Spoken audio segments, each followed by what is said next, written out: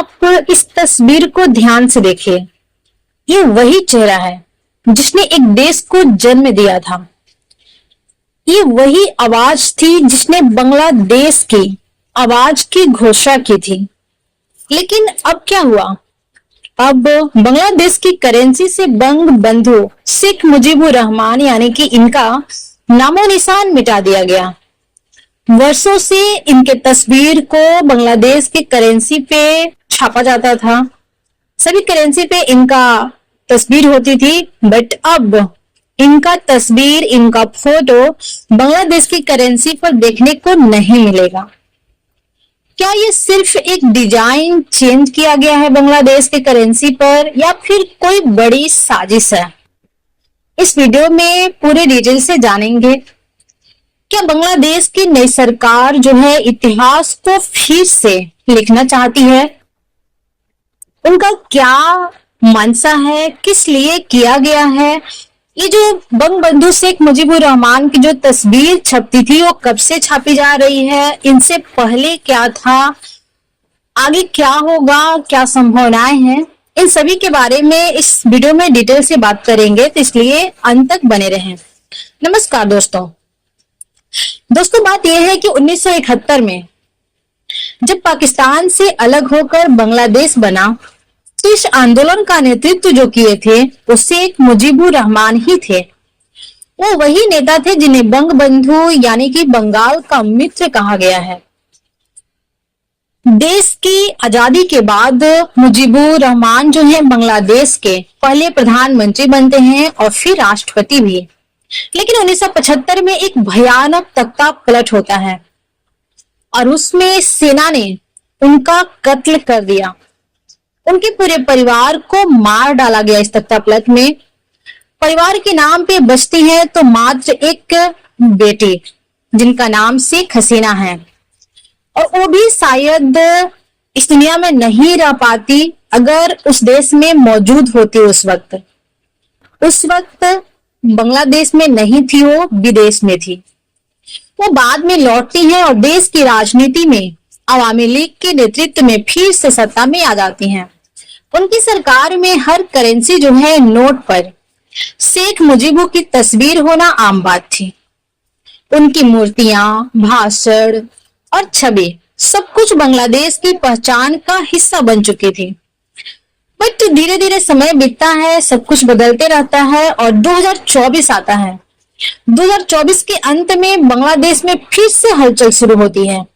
शेख हसीना की सत्ता पर सवाल उठाए जाते हैं, विरोध तेज हो जाता है और आखिरकार 2025 की शुरुआत में सत्ता पलट जाती है। अब बांग्लादेश की सत्ता जो है एक अंतरिम सरकार के हाथ में आ गई है, जिसके मुखिया हैं नोबेल विजेता मोहम्मद यूनुस। जी हाँ, आप इन्हें तस्वीर में देख सकते हैं, यही है मोहम्मद यूनुस।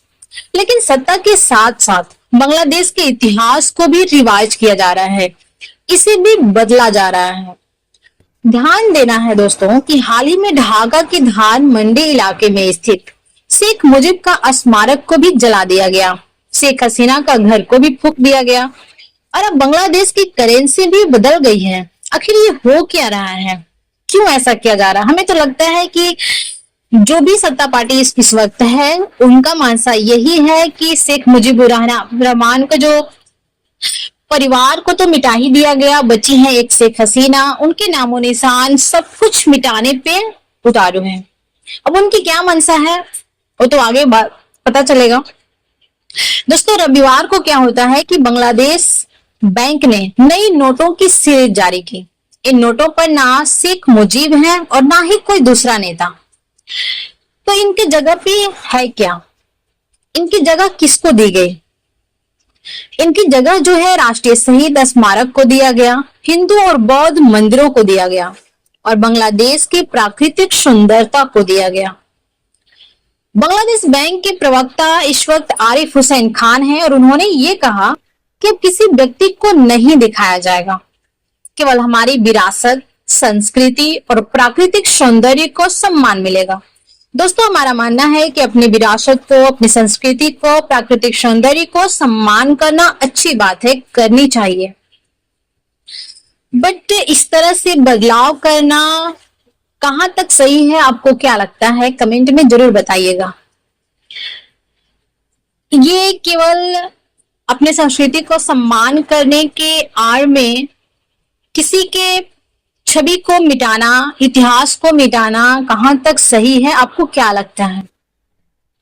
दोस्तों ये बात आगे की है, करेंगे इस कॉइन का इस करेंसी का जो डिजाइनर है वो पेंटर जैनुल आबिदीन है। इन्होंने करेंसी की डिजाइन बनाई है और एक नोट पर बंगाल का अकाल भी दिखाया गया है। अब सवाल ये उठता है दोस्तों कि क्या यह बदलाव जो है सिर्फ कलात्मक है या इसके पीछे कोई गहरी राजनीति है? बांग्लादेश जो है एक मुस्लिम बहुल देश है, आपको मालूम होगी, लेकिन यहाँ पर करीब 10% हिंदू और 1% बौद्ध आबादी भी मौजूद है। अब कहा यह जा रहा है कि इन धार्मिक अल्पसंख्यकों को खुश करने के लिए, प्रसन्न करने के लिए, अपने हिस्से मिलाने के लिए उनके मंदिरों को करेंसी पर जगह दी गई है, क्योंकि शेख हसीना पर अक्सर जो है हिंदू प्रेम का आरोप लगता रहा है। अब जब सत्ता जो है नए हाथों में आ गई है तो शायद हिंदू विरोधी दिखने के डर से उन्हें संतुलन बनाना पड़ रहा है, और शायद कहा जा रहा है कि इसी के वजह से उनके छवि को हटा करके इन मंदिरों को, हिंदू मंदिरों को, हिंदुस्तानों को जगह दिया गया है। लेकिन आलोचक का यह भी कहना है कि आप संतुलन बनाइए, लेकिन क्या इतिहास को मिटाना सही है? क्या इतिहास को मिटाना ठीक है? दोस्तों बात यह भी है कि ये जो हुआ है पहली बार नहीं हुआ है बांग्लादेश में, इससे पहले भी हो चुका है।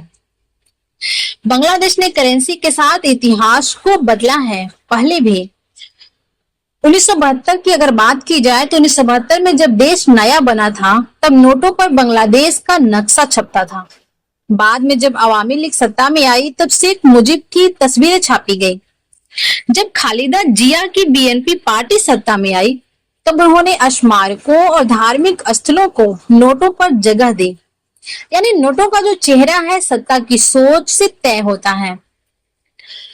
दोस्तों एक करेंसी जो होता है नोट, एक करेंसी नोट जो है सिर्फ कागज का टुकड़ा नहीं होता, वो देश की आत्मा होती है, उसकी सोच और उसका इतिहास को दर्शाता है।